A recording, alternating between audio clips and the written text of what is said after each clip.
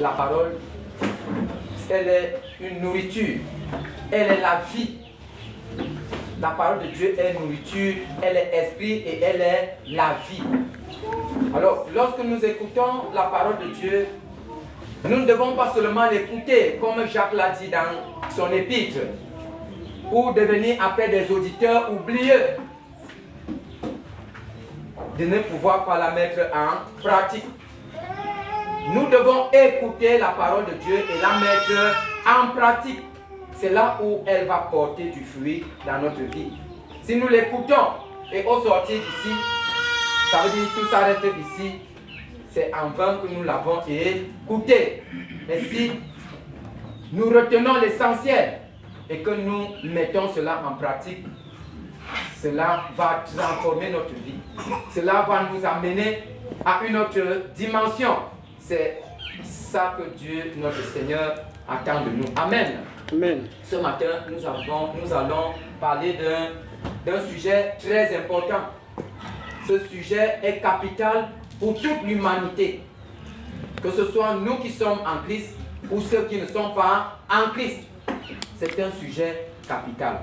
Et c'est grâce à ce sujet qu'aujourd'hui, toi et moi, nous pouvons nous glorifier d'être enfants de Dieu. Nous pouvons chanter louange, adoration, cantique, et nous pouvons dire que nous ne sommes plus que vainqueurs.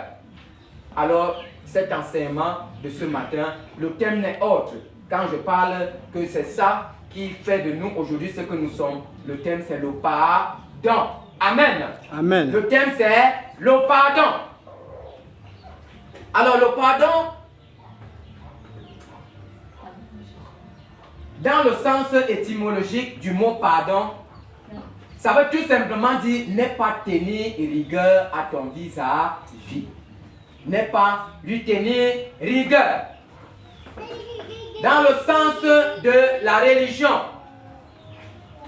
ça c'est la miséricorde de Dieu qu'il a accordée à l'humanité afin d'être réconcilié à lui. Donc c'est le pardon de Dieu, comme je disais que c'est grâce à ça que nous sommes enfants de Dieu, que nous pouvons jouir de ça. Si on n'avait pas été pardonné, on ne serait plus jamais enfant de Dieu.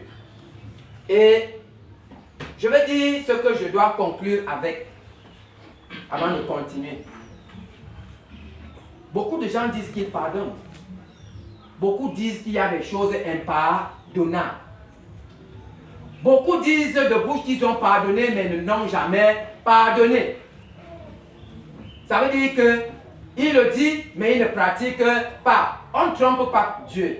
Ça veut dire plus cela n'est pas vie en toi, tu n'as pas trompé Dieu. Tu peux tromper un homme, mais pas Dieu. Alors, le vrai pardon, avant de, je conclue, je dis ce qui va être comme conclusion dès l'introduction. Le vrai pardon n'est pas parce que ton frère t'a insulté.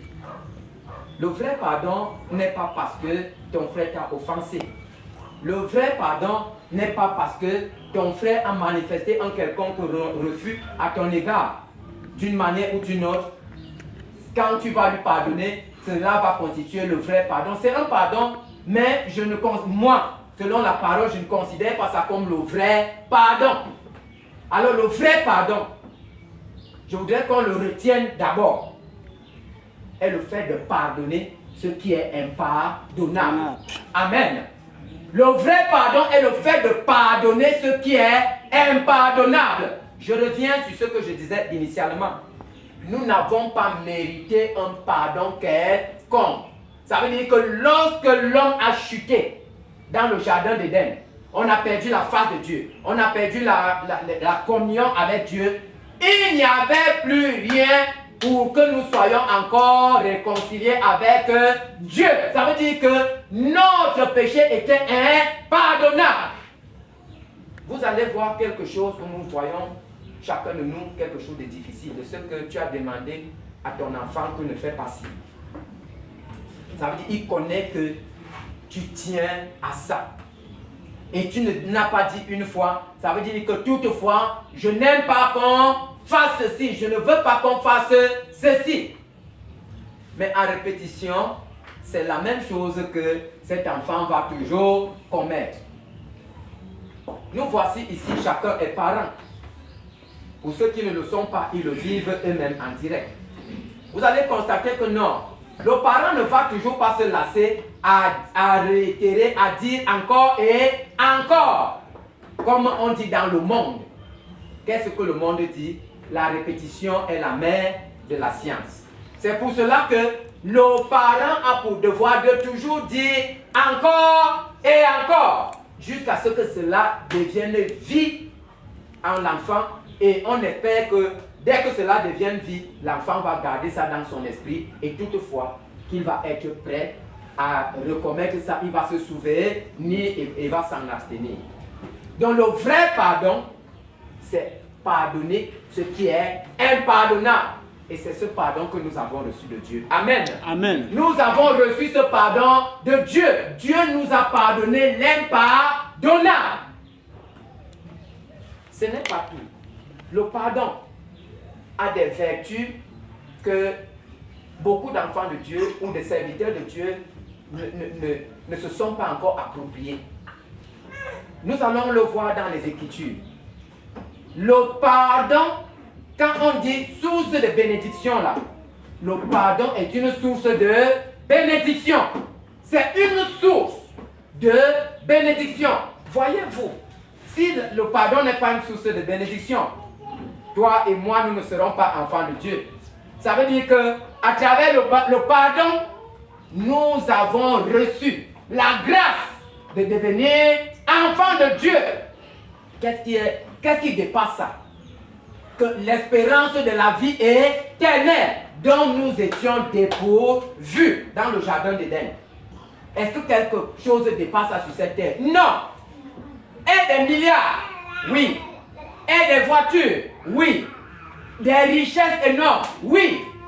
Mais si tu n'as pas ce que toi et moi, nous avons reçu à travers le pardon, c'est-à-dire devenir enfant de Dieu et prétendre à la vie éternelle, à l'espérance future, pour toi c'est foutu. Ah oui, c'est une grâce. Et c'est la plus haute bénédiction que nous pouvons recevoir sur cette terre. Ce ne sont pas les dogmes où les gens disent qu'il y a un purgatoire, où chacun de nous est censé, parce que tu as trop péché, cette doctrine que les gens donnent, on a trop péché, si tu meurs, mais comme tu étais baptisé et tout, tu vas passer au purgatoire. Nous qui sommes restés vivants, on va rester intercéder pour toi et tu vas recevoir le pardon dans le purgatoire, ce qui va te permettre le transit pour la vie éternelle. Cette doctrine ne s'accorde pas avec les Écritures, ça n'existe pas. Ce n'est pas vrai. Donc ceux qui l'écoutent, ceux qui l'entendent et qui s'accordent avec ça, c'est la perdition. Alors pour nous, nous avons reçu la grâce. Que le Seigneur a encore eu pitié de nous et nous a pardonné, l'impardonnable, et en fait de nous des enfants de Dieu, de nous donner l'espérance de la vie éternelle, d'avoir en nous la vie de Dieu. Ça, c'est formidable. Donc, ce matin, on va parler du pardon. Le pardon est une clé formidable pour notre épanouissement, pour notre bénédiction, pour l'ouverture de beaucoup de portes. Nous devons de nous pardonner les uns les autres. Et un pardon sincère. Qu'est-ce que tu entends par pardon sincère? C'est le fait de pardonner et que lorsque tu vois la personne, que tu n'éprouves pas de la haine envers elle. Amen. Lorsque tu as dit que non, j'ai pardonné, dès que tu vois la personne, la première chose qui monte dans ton esprit, c'est ce qu'elle t'a fait antérieurement. Et que bon, toi aussi tu salues la personne, dis-toi que tu n'as pas encore pardonné. Mais si tu vois la personne à qui tu as pardonné, tu manifestes de la joie. Ça veut dire que tu n'éprouves aucune haine, aucune douleur, aucun mauvais désir de l'avoir rencontré. Ça veut dire que tu as pardonné. C'est ça que ça veut dire. Donc ce matin, le pardon est une vie. Pourquoi le pardon est une vie? Lorsque nous ne pardonnons pas aux autres, nous nous mettons nous-mêmes en prison.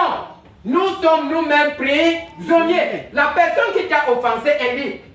Frères et sœurs, suivons que lorsque quelqu'un t'a offensé, t'a fait du mal, et que tu ne lui pardonnes pas, c'est toi le véritable prisonnier.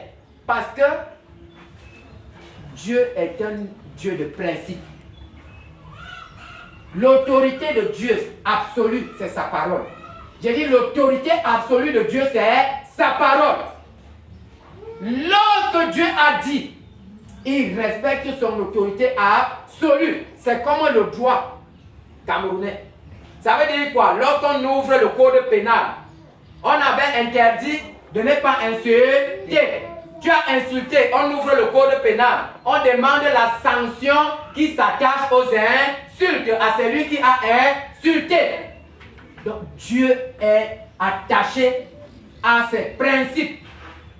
Ce Dieu a dit, si vous ne pardonnez pas aux autres leurs offenses, les vôtres ne vous seront pas aussi pardonnés par moi, Dieu, si vous ne pardonnez pas aux autres. Voyez-vous que c'est vous le véritable prisonnier. Parce que l'homme qui t'a offensé est libre. Tu l'as attaché dans ton cœur, c'est ton problème. C'est toi le véritable prisonnier. Voyez-vous que c'est lui qui t'a fait du mal. Il ne se rappelle plus, vrai ou faux. Pour montrer que c'est toi le véritable prisonnier, dès que l'image de la personne apparaît devant toi, c'est cette haine-là qui remonte en toi. Pour dire, ah, le voici encore. C'est ça qui revient dans ton esprit, ce qui t'a fait antérieurement, plus tard, ce qui t'avait fait. Mais or, dès lors que tu as pardonné, tu es libre. Je voudrais encore montrer autre chose à ce qui concerne le pardon. La véritable condition pour être amour comme Dieu repose sur le pardon. Amen.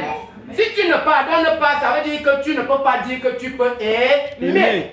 Tu ne peux pas aimer si tu ne peux pas pardonner. Non, ce n'est pas possible. Les deux ne vont pas ensemble. Non, c'est un mensonge. Tu mens. Si tu ne pardonnes pas, tu ne peux pas aimer. Ce n'est pas possible. Oui, tu vas aimer comment?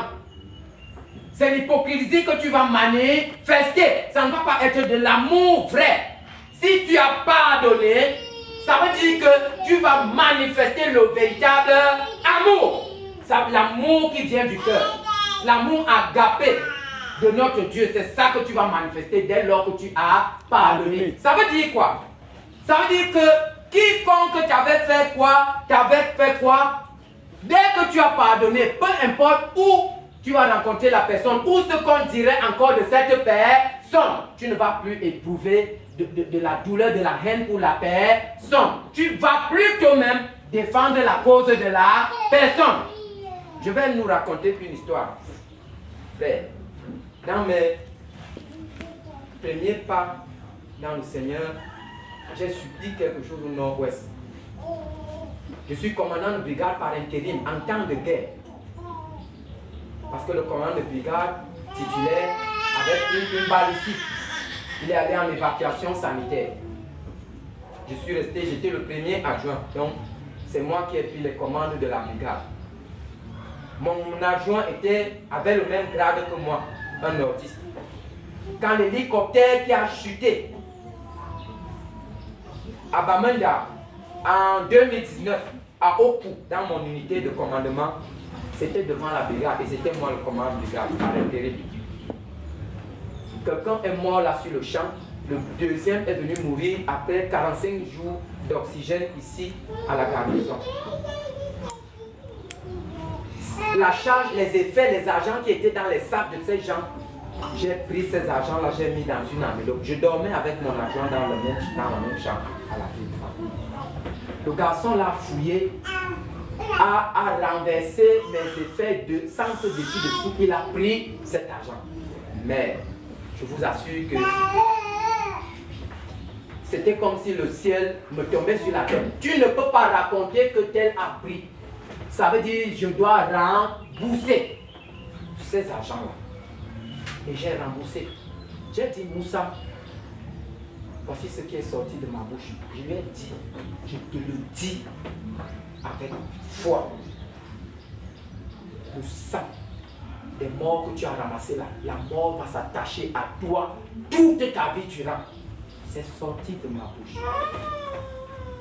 Il lui a dit, non seulement la mort, le sang va s'attacher à toi toute ta vie durant.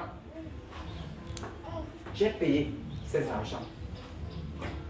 Je faisais les petites économies avec les primes qu'on nous donnait là-bas. Je vous assure que si je sortais de là-bas avec ces économies, cet argent, je menaçais le million dans mon compte mobile money.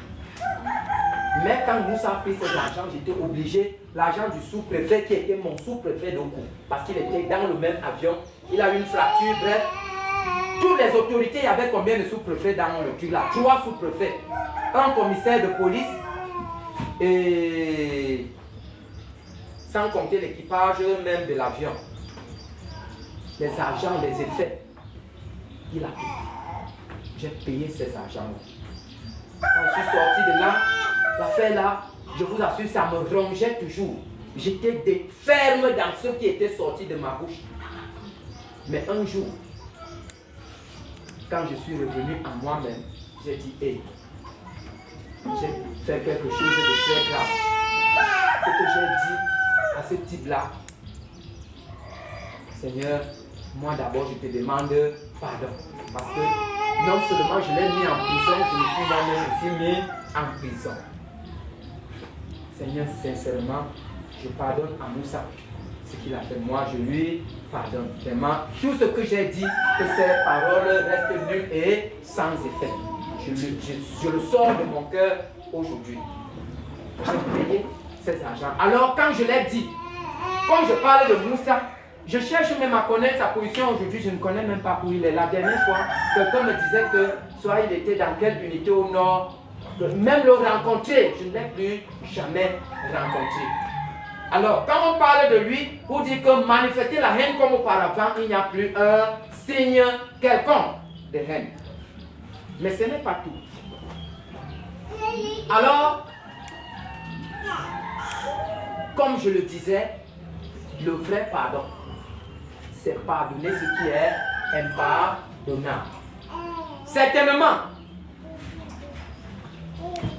j'avais encore, je ne sais pas, je ne reconnais pas que j'avais quelqu'un à cœur que je ne pardonnais pas, mais quelque chose va se manifester à moi dans mon bureau. Dans mon bureau. Il y a un camarade qui m'avait trouvé les larmes aux yeux. Je ne sais pas, bon, comme il ne peut pas parler de moi, c'est un enfant. Donc, il ne peut pas avoir le courage d'aller dire que j'ai trouvé l'adjudant-chef. Il avait les larmes aux yeux, je ne sais pas ce qu'il pleurait ou ce qui lui est arrivé. Ça veut dire quoi, frère? J'ai été véritablement délivré dans mon bureau. En termes de pardon, j'ai été délivré. J'ai dit, j'ai pleuré à chaudes larmes. Les larmes coulaient de mes yeux comme si quelqu'un m'a fait quelque chose. J'ai dit, merci Seigneur, parce que tu m'as délivré. Alors, le vrai pardon est de pardonner ce qui est impardonnable. Et dès lors que tu as pardonné, tu verras des fruits dans ta propre vie. Tu te sens déjà, tu es un homme libre. Ça veut dire que même la haine là ne te permet pas d'être épanoui comme ça se doit. Ça veut dire que tu as toujours la tristesse en toi comme si quelqu'un t'a fait quelque chose, même si on ne te faisait rien. Lisons la parole. Nous allons lire une histoire. Et on va clôturer avec une histoire. Nous allons lire dans la Bible. Cette histoire est racontée dans le livre de Matthieu, dans le livre de Marc et dans le livre de Luc. Il n'y a que Jean qui ne parle pas de ça. Nous allons lire quelque chose et on va voir. J'ai dit le thème c'est le pardon. Et le pardon qui peut tout déclencher. Ça déclenche tout, le vrai pardon. Disons, j'ai dit cette histoire, nous l'avons, on va lire dans Luc. Mais nous pouvons lire la même histoire dans Matthieu et dans Marc. Nous allons lire dans Luc 5, verset 17 à 26. Cette histoire se trouve dans Marc 2, verset 1 à 12. La même histoire se trouve dans Matthieu 9, verset 1 à 8. Ce n'est que Jean qui ne parle pas de ça. Donc ouvrons nos Bibles dans Luc. On va lire dans Luc chapitre 5, 17 à 26. j'ai voulu qu'on utilise Luc. Luc raconte cette histoire exactement comme Marc. Il n'y a que Matthieu qui omet quelques rares choses que Marc et Luc disent. Amen. Nous allons lire dans Luc 5, versets 17 à 26. Si le bien-aimé est à la page, qu'il nous lise la parole de Dieu. J'ai dit dans Luc chapitre 5, versets 17 à 26. J'ai dit la même histoire est dans Marc 2, 1 à 12. Dans Matthieu 9, 1 à 8. Mais nous lisons dans Luc 5, 17 à 26. Je lis au nom de Jésus. Amen. Un jour, Jésus enseignait. Des pharisiens et des docteurs de la loi étaient assis. Ils étaient venus de tous les villages de Galilée, de Judée et de Jérusalem. Et la puissance du Seigneur se manifestait par des guérisons. Et voici que des gens portant sur un lit un homme qui était paralysé, cherchaient à le faire entrer et à le placer devant lui. Comme ils ne savaient pas où l'introduire à cause de la foule, ils montèrent sur le toit et le descendirent par une ouverture avec son lit. Au lieu de l'assembler devant Jésus, voyant leur foi, Jésus dit à cet homme, « Tes péchés te sont pardonnés. » Les scribes et les pharisiens se mirent à raisonner et à dire, « Qui est celui qui profère des blasphèmes? Qui peut pardonner les péchés, si ce n'est que Dieu seul? » Jésus connut leur raisonnement, prit la parole et leur dit, « Pourquoi faites-vous de tels raisonnements dans votre cœur? Qu'est-ce qui est plus facile de dire, tes péchés sont pardonnés, ou de dire, lève-toi et marche? Or, afin que vous sachiez que le Fils de l'homme a sur la terre le pouvoir de pardonner les péchés. Je te l'ordonne, dit-il au paralysé, lève-toi, prends ton lit et va dans ta maison. Et à l'instant, il se leva en leur présence, prit le lit sur lequel il était couché et s'en alla dans sa maison en glorifiant Dieu. Tous étaient dans l'étonnement et glorifiaient Dieu. Remplis de crainte, ils disaient, nous avons vu aujourd'hui des choses étranges. Amen. Nous avons vu aujourd'hui des choses étranges. Le pardon est une chose étrange. Amen. Le pardon est une chose étrange. On revient d'abord sur ma version. Un jour, Jésus enseignait. Des pharisiens et des docteurs de la loi étaient là assis, venus de tous les villages de la Galilée, de la Judée et de Jérusalem. Et la puissance du Seigneur se manifestait par des guérisons. Et voici, des gens portant sur un lit un homme qui était paralytique, cherchaient à le faire entrer et à le placer sous ses regards. Verset 19. Comme ils ne savaient pas où l'introduire à cause de la foule, ils montèrent sur le toit et ils le descendirent par une ouverture avec son lit au milieu de l'assemblée devant Jésus. Verset 20. Voyant leur foi, Jésus dit, « Homme, tes péchés te sont pardonnés. » Les scribes et les pharisiens se mirent à raisonner et à dire, « Qui est celui-ci qui profère des blasphèmes? Qui peut pardonner les péchés si ce n'est Dieu seul? » Verset 22. Jésus, connaissant leurs pensées, prit la parole et leur dit, « Quelles pensées avez-vous dans vos cœurs? » Verset 25.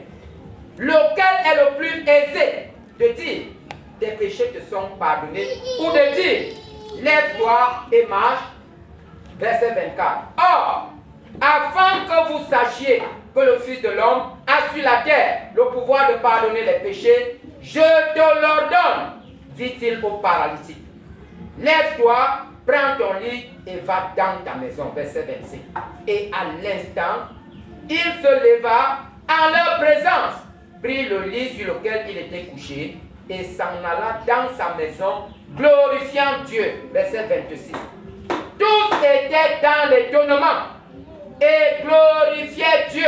Remplis de crainte, ils disaient, nous avons vu aujourd'hui des choses étranges. Bien aimé, avant de revenir sur le texte, je voudrais déjà dire ceci.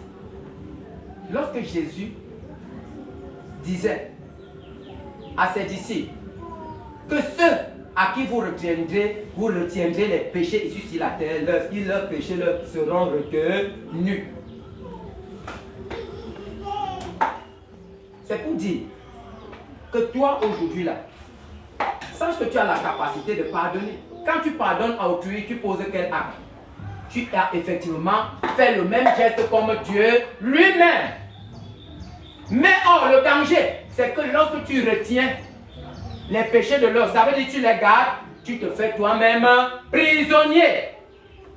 Nous avons le pouvoir de pardonner les péchés. Effectivement, c'est pour cela que nous devons pardonner les uns aux autres. Puisque si tu ne pardonnes pas, ce péché est consommé devant Dieu. Mais c'est toi qui as le pouvoir de libérer cette personne en lui accordant le pardon. Ce n'est pas Dieu qui va lui pardonner seul à ta place.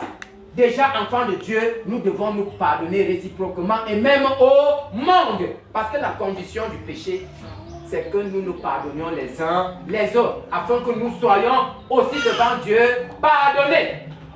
Alors revenons sur le texte pour voir la richesse qui est dans le texte. On va venir déjà au verset 20.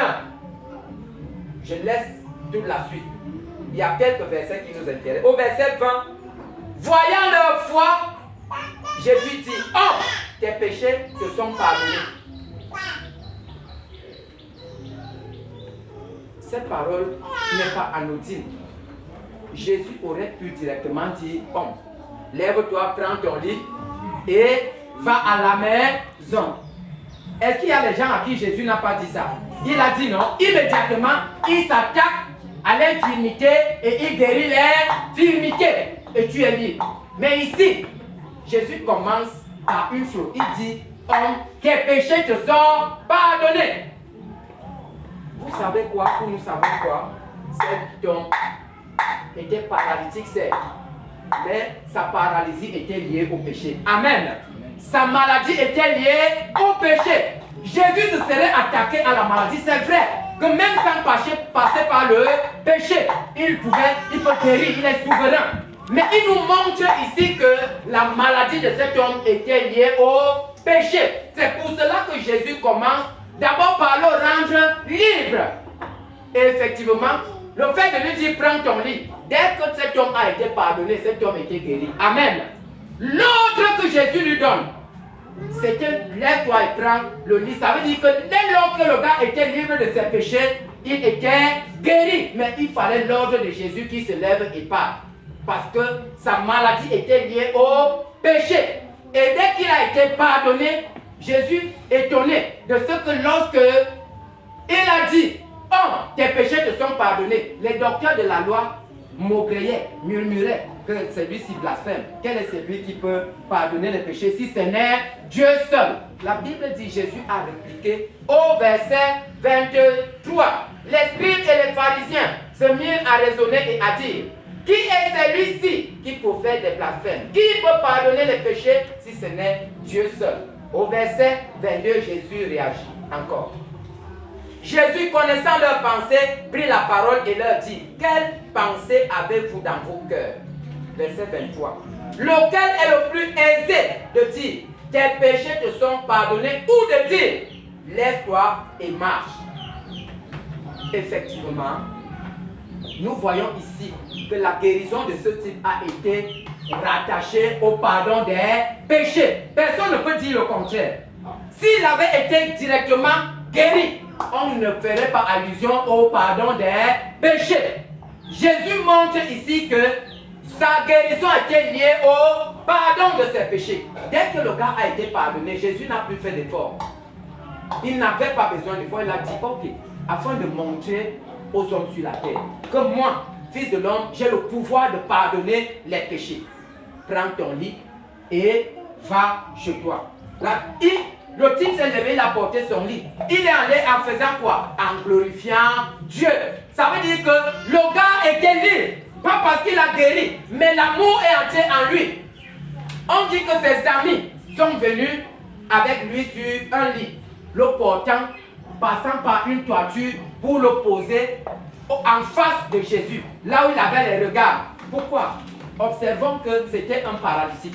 Et on dit que c'était ses amis. La Bible dit que ses amis. On va revenir sur cet aspect. Ses amis. Nous voici ici. Quel est l'ami que le paralytique peut en avoir?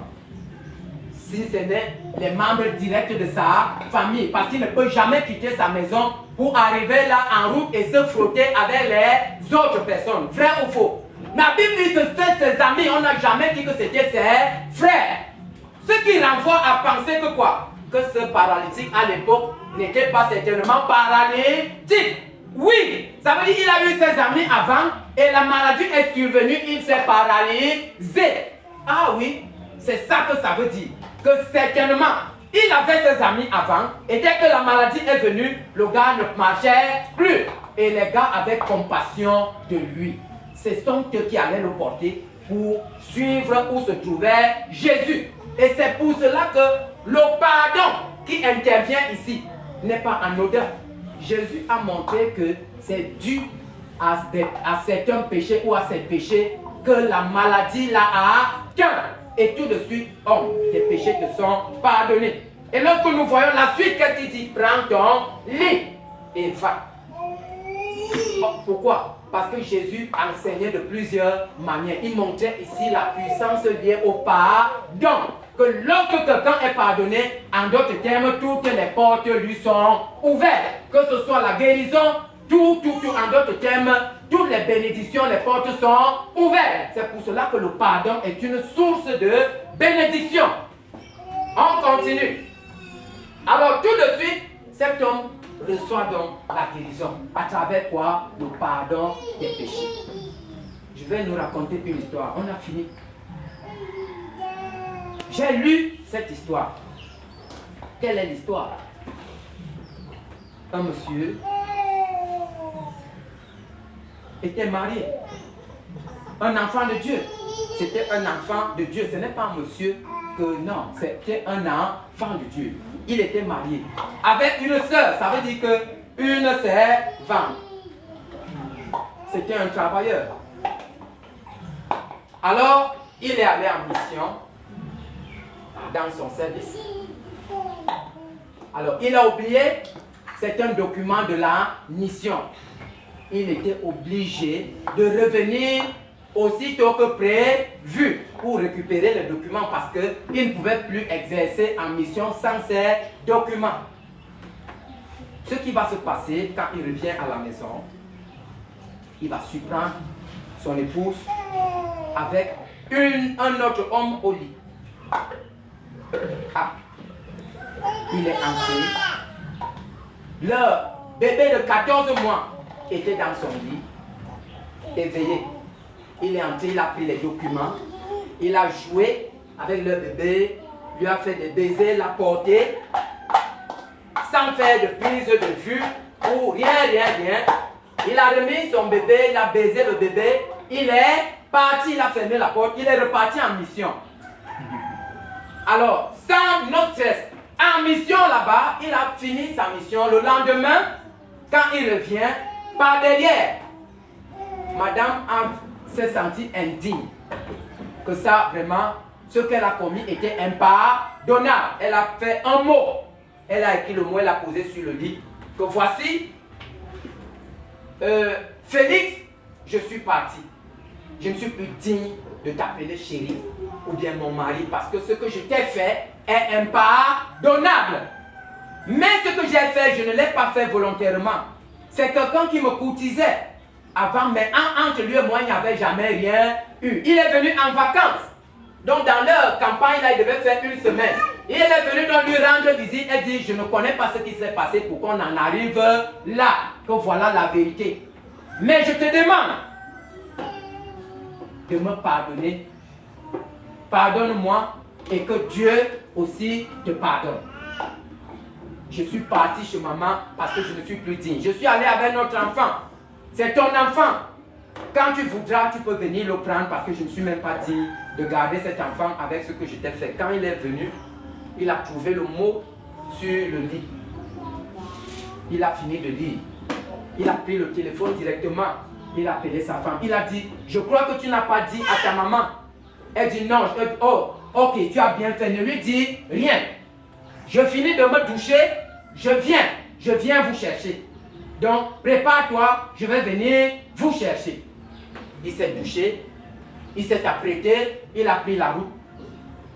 Lorsqu'il est arrivé, il a baisé sa femme. Il a pris le bébé. Ça veut dire le sourire qu'il a toujours eu quand il allait dans la maison dans la belle famille. Il avait le même sourire pour qu'on ne sache pas que quelque chose s'est passé.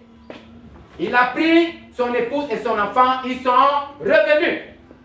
Il a passé une semaine. Il ne dormait pas sur le lit conjugal. Il dormait au salon. Alors, au dernier jour de la semaine, il a dit, ah Seigneur, si tu ne m'avais pas pardonné, je ne serais pas ce que je suis. C'est à cause de ton pardon que je suis ce que je suis. Seigneur, je pardonne à ma femme et je voudrais que tu lui pardonnes aussi. Le même jour, il a appelé sa femme. Ils sont allés faire des courses et se balader comme à la coutumée, comme il le faisait ordinairement. Il a dit à sa femme, je t'ai pardonné. Et je crois que Dieu aussi t'a pardonné. Ils sont allés faire les courses et tout est redevenu normal. Alors après les courses, ils sont rentrés. Ça veut dire qu'il est rentré dans le lit conjugal. Ce type, la même semaine, dans son entreprise, il est nommé chef d'entreprise. La même semaine, dans sa patrie, dans sa nation, il est nommé ministre, la même personne. Alors, tout de suite, quand il a vu une succession de bénédictions, il est rentré encore auprès du Seigneur pour dire, Seigneur, qu'est-ce que j'ai bien fait pour mériter tout ceci? Dieu lui a dit, mon enfant, même ce que tu ne m'as jamais demandé, je vais te donner. Parce que ce que tu viens de faire, tu as fait quelque chose de formidable. Parce que tu as pardonné. À travers ce pardon, même ce que tu ne m'as jamais demandé, je vais te le donner. Alors tout de suite, quand le gars est revenu, il a pris son bic et le papier. Il a dit que je vais écrire ça. C'est-à-dire le pardon qui peut tout déclencher. Ça veut dire à travers ça, ils ont vécu heureux.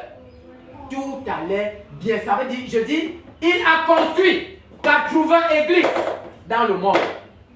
Il prenait soin de 5600 orphelins. 5600. La même semaine que les bénédictions coulaient, là, il dit que sa femme a gagné de l'argent, je ne sais où, pour encore agrandir son entreprise. Oh. Qui sommes-nous pour ne pas pardonner à notre semblable? Si nous, aux yeux de Dieu, on était impardonnable. Voilà un homme que Dieu, à travers le pardon, a béni parce qu'il a pardonné les pardonnables. La Bible dit quoi? Que Jésus, un jour, on lui a amené une femme surprise en flagrant délit d'adultère. La foule. étaient derrière elle, nombreuses, que Moïse a dit qu'il faut lapider. Je ne vais pas m'attarder sur ça. Mais lorsque Jésus a dit, je voudrais qu'on ouvre les yeux sur la capacité du pardon. Jésus a dit, c'est lui qui sait qu'il n'a jamais, qu'il n'a pas de péché. Lance le premier la pierre. Ok. Personne, la Bible dit personne ne lui a lancé le caillou. Jésus écrivait. Quand il s'est relevé, il n'a revu que la femme seule devant lui. Écoutons bien. C'est un enseignement formidable. Ok. Pourquoi? Parce que tous se sont sentis comme des pécheurs. Ils se sont reconnus pécheurs. Effectivement, tous ceux qui sont partis, s'ils se sont reconnus comme des pécheurs, ils avaient besoin de quoi eux-mêmes? Ils avaient eux-mêmes besoin du pardon. Le même pardon dont la femme en avait besoin. Mais une foule nombreuse suivait une seule femme comme eux, ils étaient des saints. Mais lorsque la parole est sortie, c'est chacun, on dit du plus grand au plus petit, tous sont partis.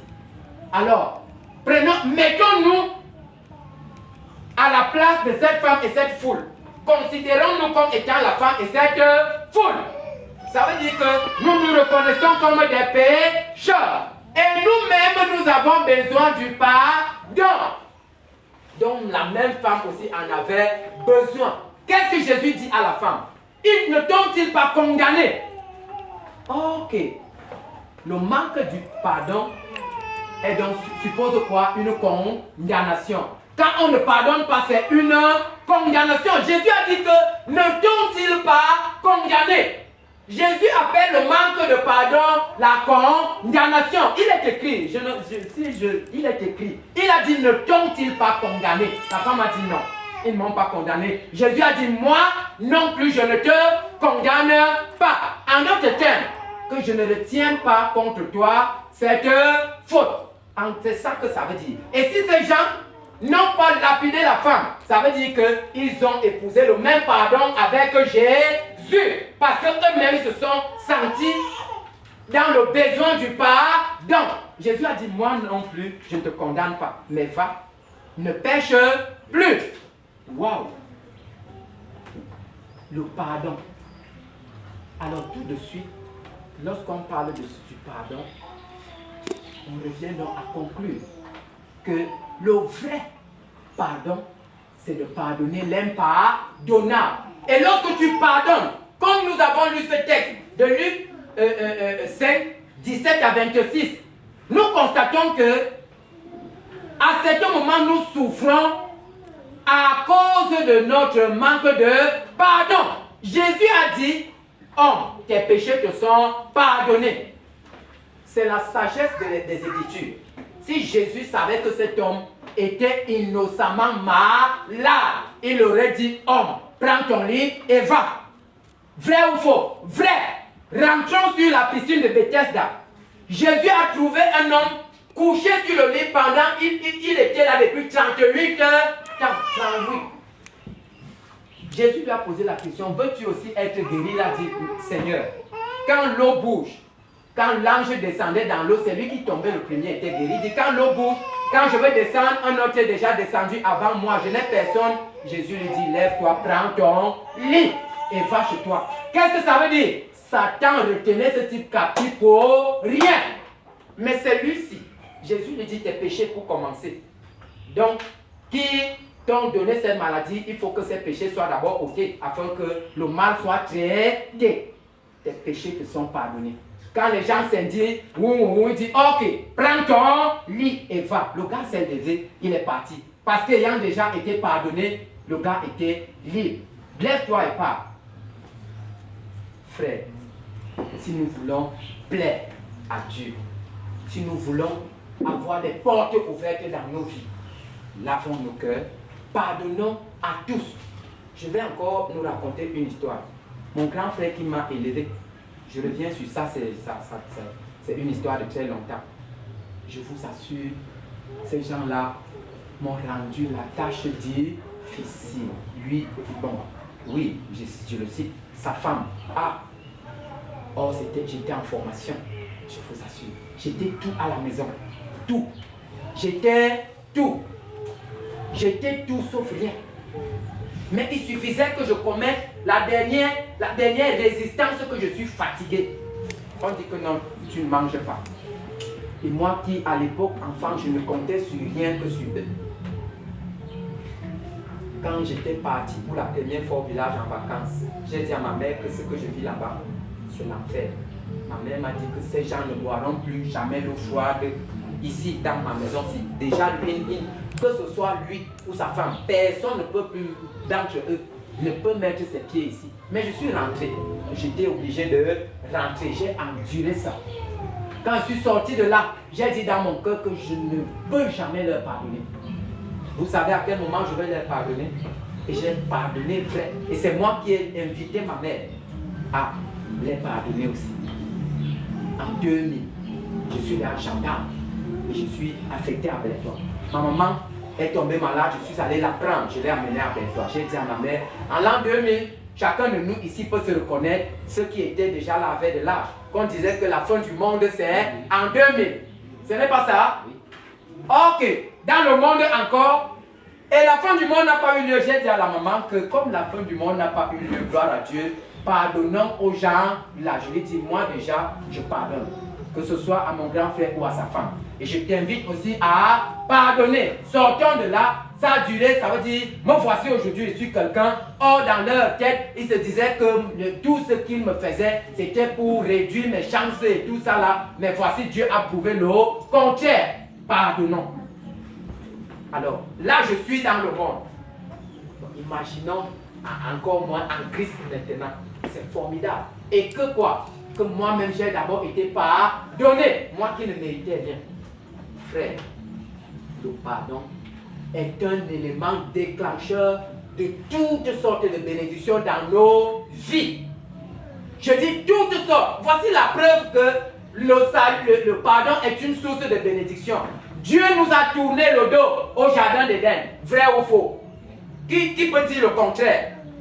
Alors tout de suite, le même Dieu a dit, ah, je l'ai créé. Alors qu'est-ce que je fais? C'est moi le perdant parce que c'est lui qui l'a détourné va se sentir victorieux. Alors je vous pardonne. C'est lui qui accepte Christ comme sauveur et Seigneur, automatiquement se répand de ses péchés et il est pardonné. Et ça, vous héritez quoi finalement? La vie éternelle. Ici, j'ai cité l'histoire d'un homme. Voyez-vous que l'homme n'a eu que l'air, il était déjà enfant de Dieu. Et je ne vous ai pas dit. Vous savez l'homme qui le surprend, leur ami, ce n'est pas que l'homme n'était pas connu de lui, c'était le pasteur. Frère, il a surpris madame avec le pasteur qui était leur ami. Mais il a pardonné. Je ne vous ai pas dit, j'ai sauté quelque part pour revenir sur ça. Lorsque le gars a pardonné, que les choses se sont déclenchées dans sa vie, une semaine après, ils reçoivent la nouvelle que le pasteur a été frappé de mort subite. Ok, je ne ris pas parce que le pasteur est mort. Dieu seul sait pourquoi il a fait frapper le pasteur. Ça, c'est Dieu. Ça veut dire que ce péché, ou alors ce péché, lui, il était coutumier des faits. Ça veut dire qu'il blasphémait Dieu vraiment. Et Dieu a vu que s'il le garde en vie, il va blasphémer son nom partout mieux. Il doit être OK. Une semaine, ils ont appris la nouvelle que le pasteur a été frappé de mort. Or, lui, eux, ils avaient tout, lui, il a tout pardonné. Donc, ici, nous avons fini. Je crois qu'aujourd'hui, quelqu'un sortirait d'ici avec quelque chose. Et ce pardon, c'est comme un exercice. Alors, pour savoir, et j'ai donné cet exercice au départ, pour savoir que tu as pardonné face à ton vis-à-vis, tu ne ressens rien. Ça veut dire que même si celui-là venait à poser un mauvais acte encore, ça veut dire que tu n'es que dans la continuité du pardon, ça ne te fait plus rien. Ça veut dire que tu n'as plus mal. Exactement, tu as pardonné. tu as pardonné. Là, tu sens que tu as pardonné. Puisque nous sommes humains, cela ne veut pas dire que comme il avait pardonné, la femme est devenue parfaite. Non, elle était censée encore poser d'autres mauvais actes. Mais ce pardon a prédominé. Ça veut dire que tout ce qu'elle pouvait faire ne pouvait plus atteindre le premier degré. Alors, ce qui était sujet seulement au pardon. Et c'est ça qui leur ouvrait les portes du bonheur. Acclamons pour la parole.